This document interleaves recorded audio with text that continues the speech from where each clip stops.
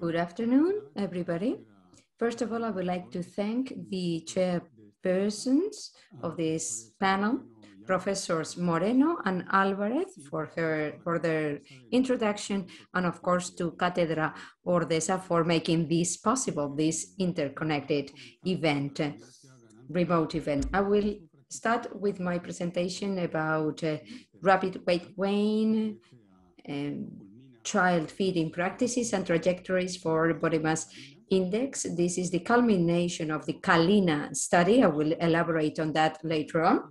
But first of all, I would like to start by introducing the concept of early programming during the first 1,000 days of life, a really important moment that is intra-utero age and the first and second years of life, infancy. So this is a very important opportunity to modulate the health of an individual with several factors that appear at the beginning of life, and they will modulate and very often will reprogram the implicit programming we have in our genetic code towards health or disease later on.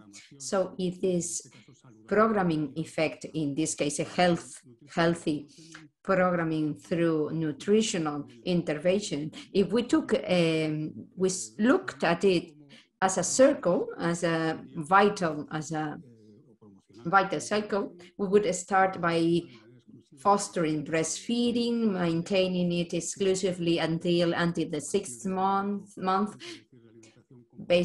From then on, we would adequately introduce complementary feeding with adequate nutrition during infancy and early childhood. I will give no more details, but we would thereby establish some adequate nutritional guidelines for every stage of life until adolescence. And in the case of women, they should be, optimally nourished to reach the preconception moment in the best possible condition, because it's been proven that this is a key to give rise to a new life.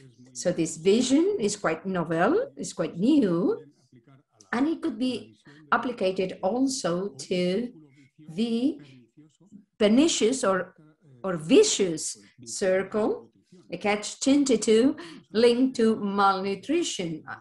I mean, by excess or by defect, by excess in this case, obesity. So we've seen that there are populations of children that are malnourished when they are born. They keep on having impairments, and this entails physical problems, mental, psychological impairments, and if they are developed by an unfavorable socio-economical environment, that mother will not be in the best possible situation to conceive and to undergo pregnancy. So that child will have a nutritional handicap just from the very beginning of its life. So going back to a more linear consideration, we can see there are several critical periods that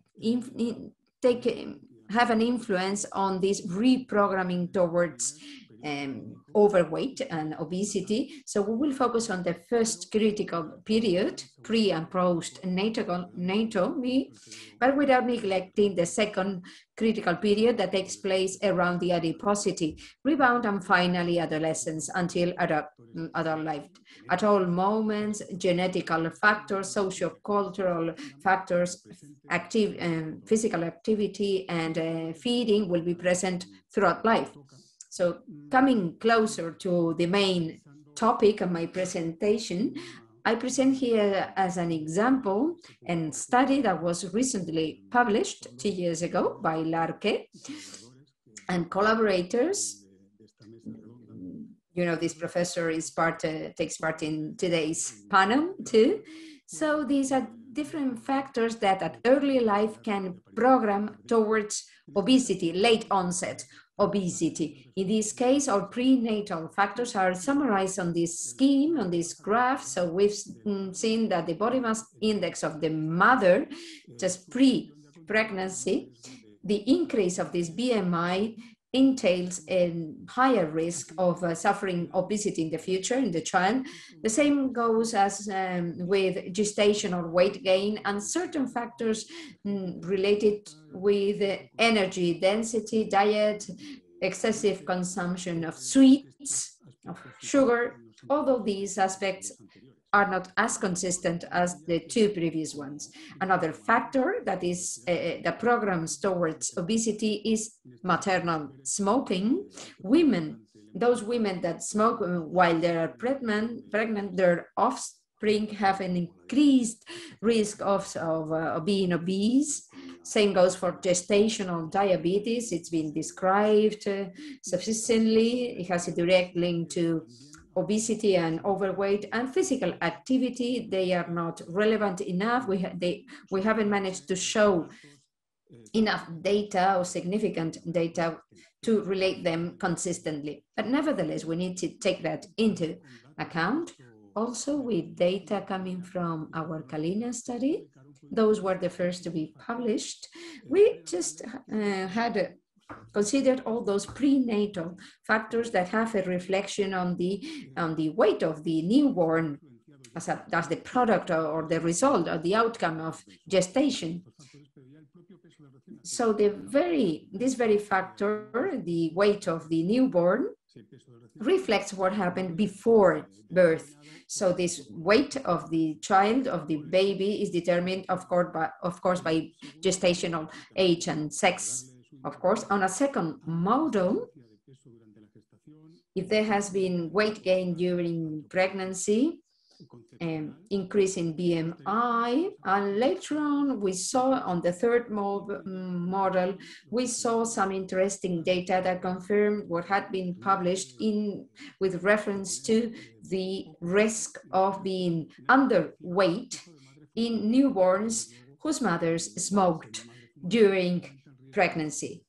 So smoking, maternal smoking, increases the risk of overweight long-term. So we need to consider all these myriad of factors. If we have mothers that have emigrated from other countries, social cultural status, all those factors have an impact on nutrition and long-term growth.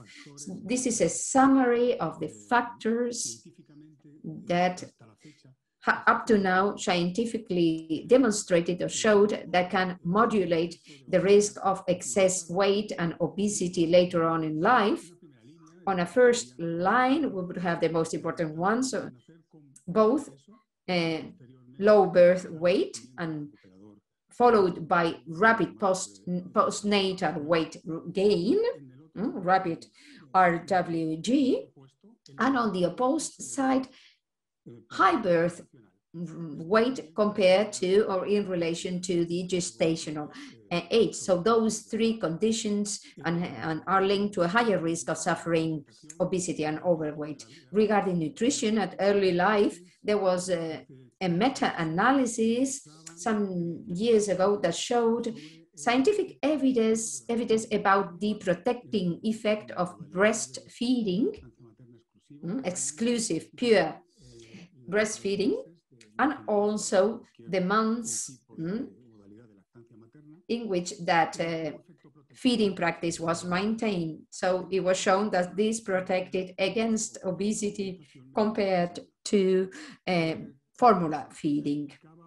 This might be explained by the excessive protein content of formula milks at that time. So the CHOP study led by Professor Kolecko, today with us. So that CHOP study showed that those formulae that had an excessive protein content, conditioned towards obesity. So it multiplied by 6 the risk of having obesity at 6 years of age in those children that were fed with these formula. And of course, these formed laboratories to change the composition of those formulae. As it will be explained later on this symposium, and in quite an inconsistent way, people have started speaking about early complementary food introduction, the content, the timing of the complementary feeding, and they related it to an increase on the risk of being overweight. I would like to focus now on this relationship that is established between low growth and birth gain with prenatal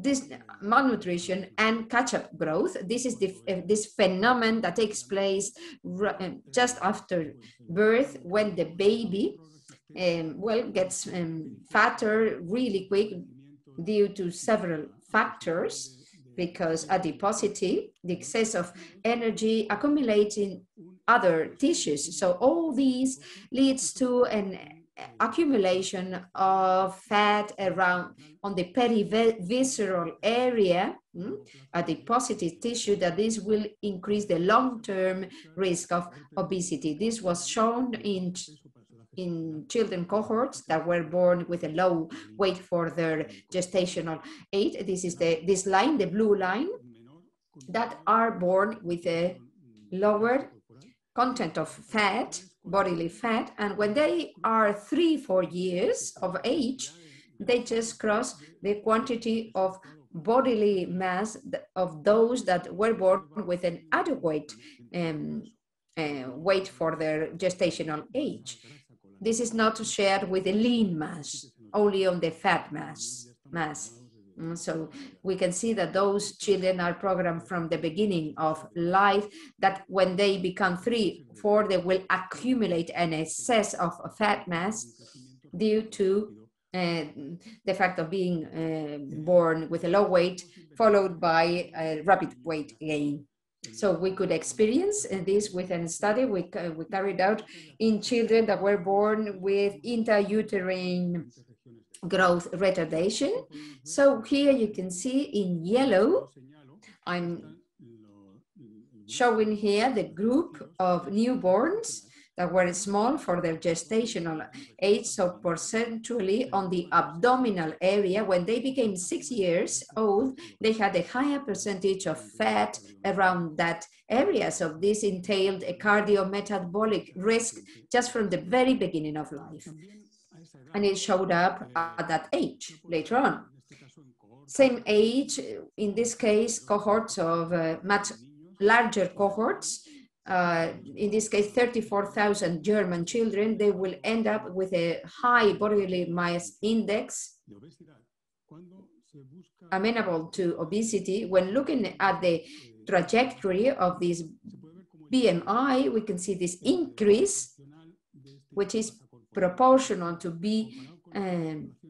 Z3 compared to the populations who will not be obese in blue. So this takes place between 4 and 6 years of age. That's the adiposity rebound moment. So we need to monitor this this moment, follow it closely, the moment of adiposity rebound. So there is a myriad of factors that take place at the same time, and this can lead to confusion.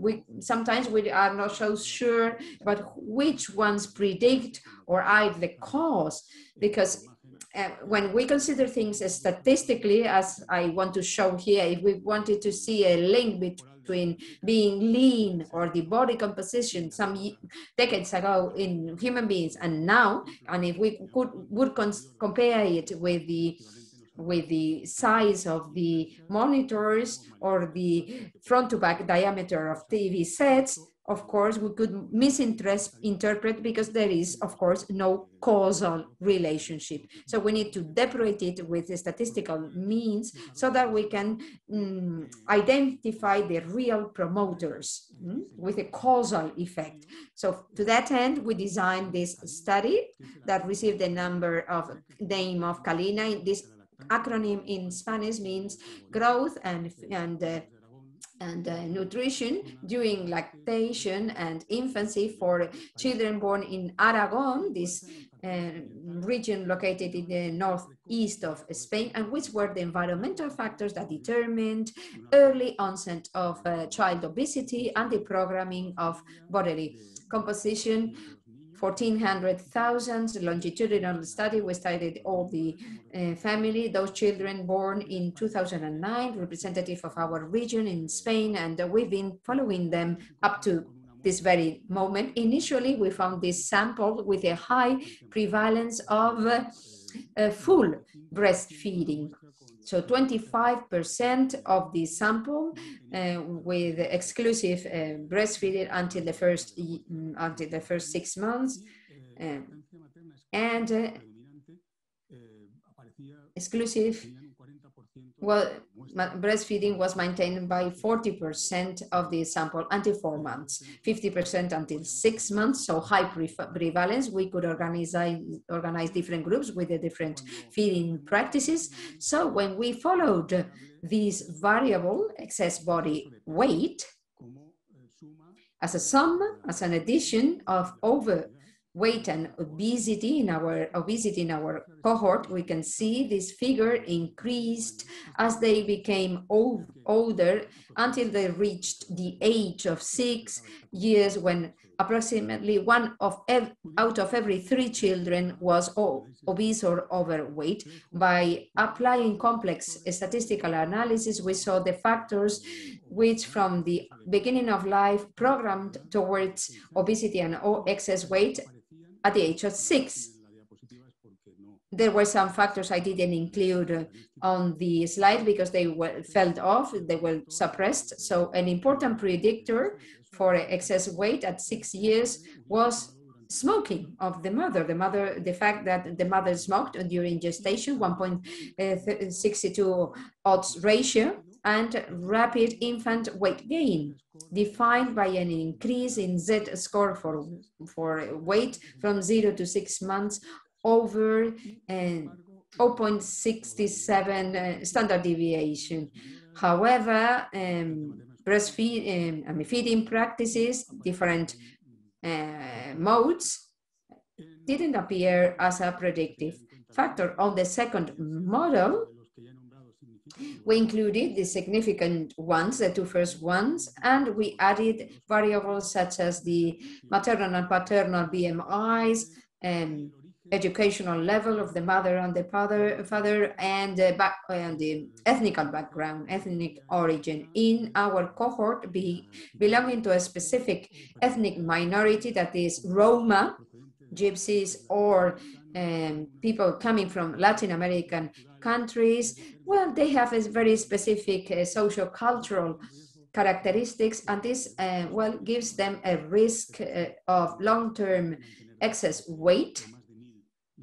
We got data from more than 1,000 children in our study, so this is important. We need to take this into account and insist in our very specific conditions in our country. So we saw that the summation, the addition of risk factors, the combination of risk factors, increases the final risk. Of course, we can have children whose mothers smoked during pregnancy, they were rapid growers, etc., etc. So even though not showing up, when they become 6 years, it pops up. It seems to pop up, and we see these outcomes. We see these summing up of factors which aggravate the risk.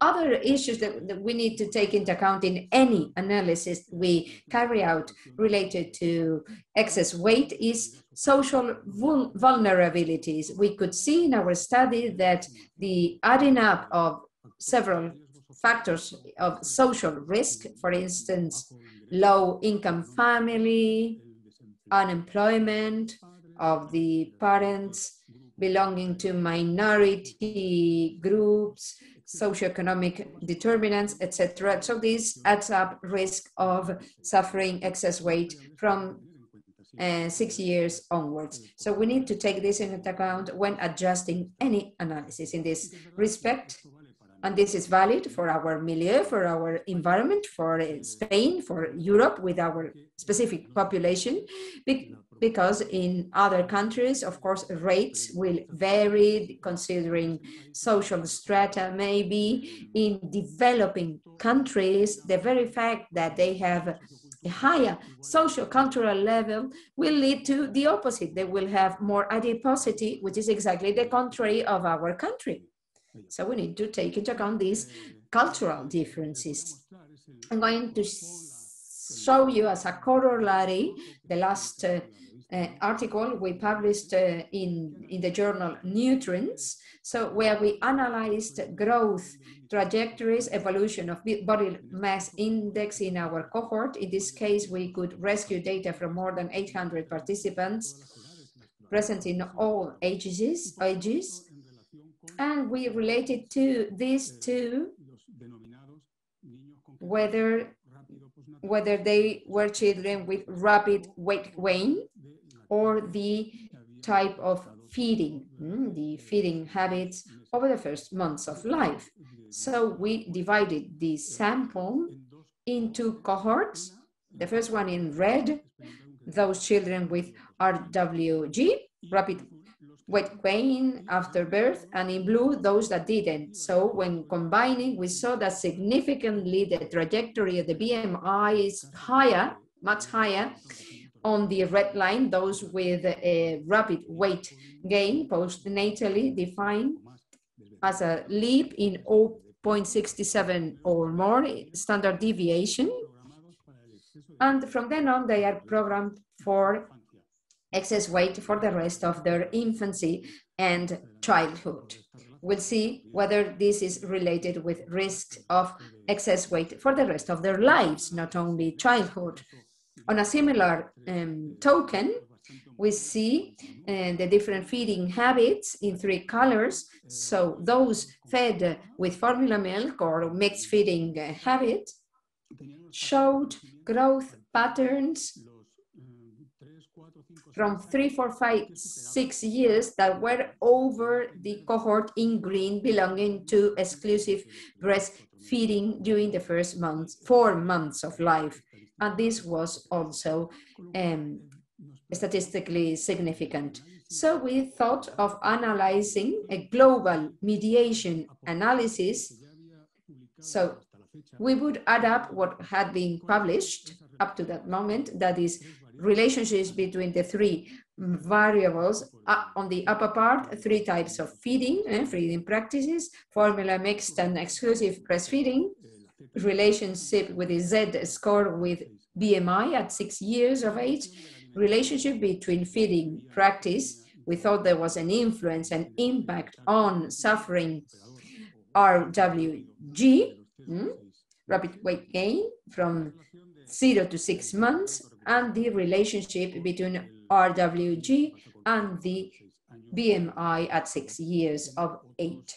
This had been shown on other previous studies. We wanted to know whether there was any type of mediation between the type of feeding and the relationship between the rapid grower, so to say, and the risk it entailed in terms of long-term BMI increase. So let's have a look at the results. On this pathway, we saw there was a direct impact between type of feeding and those that had been reared on formula milk. They had a higher risk, a higher propensity towards having a higher BMI index at 6 years, not before that. So there is a programming effect that appears long-term, at the long term. We don't see the cause, the why this appears at 6 years and not before that. Next pathway, we wanted to know whether there was a link between type of feeding and being a rapid grower. There was no such relation.